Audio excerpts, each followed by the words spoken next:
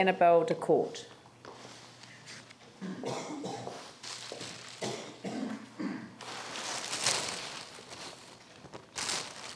Hello everybody, and thank you for giving me the opportunity to speak today. You are also welcome to sit down if you want and join us. Thank you. Yeah. No, I'm comfortable to stand. That's fine. I just thought my voice might be projected a bit better. I'm presenting on rubbish bin submission. It's not particularly exciting, but certainly essential. We live, Brent and I, my fiance and I, live in a new residential complex called Kort. It's in the CBD. It's situated on Cambridge Terrace in the northeast corner of the frame. There are 10 owners, the majority of whom choose to live in the inner city for similar reasons as us.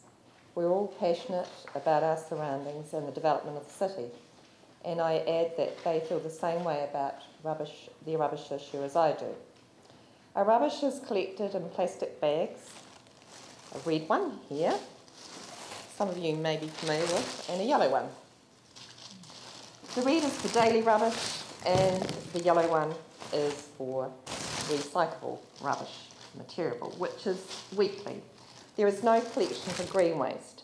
The bags are available for purchase from the council building.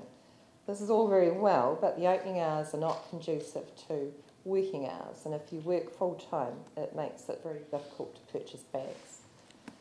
As you can see, they have a limited capacity. They're pretty small, and they're very thin and easily torn. Frequently, which is the case with this one, the recyclable bag, pieces of carton poke through them. So how do we dispose of cartons, especially larger sized ones, in a bag this size? The red bags that are placed out daily are a delight to passing dogs and rats, which there are quite a few of in the inner city. Consequently, our rubbish bags are constantly broken into and rubbish is strewn across the footpath. And rubbish is also blown into the river and onto the green area, which is becoming a health hazard. What are we to do about this?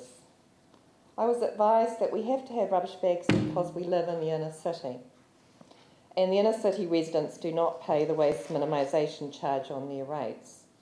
I used to live in Gloucester Street, across the road from the recently constructed South Base building, which is very close to here.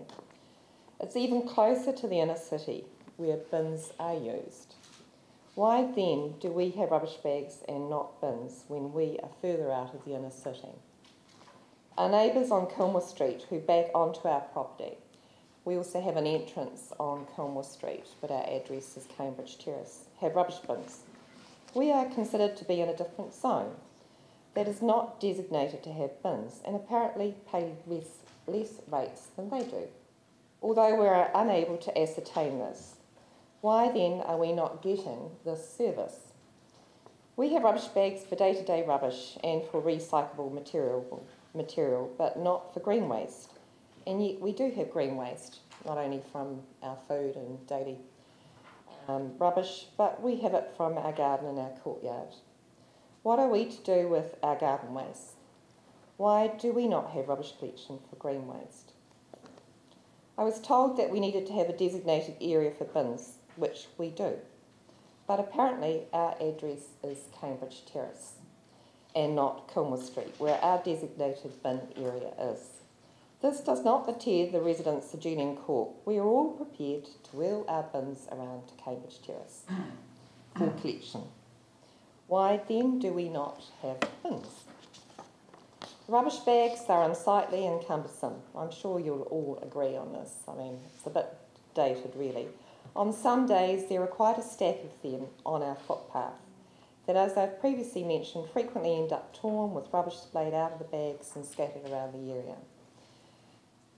An area that is particularly pretty and enjoyed by many.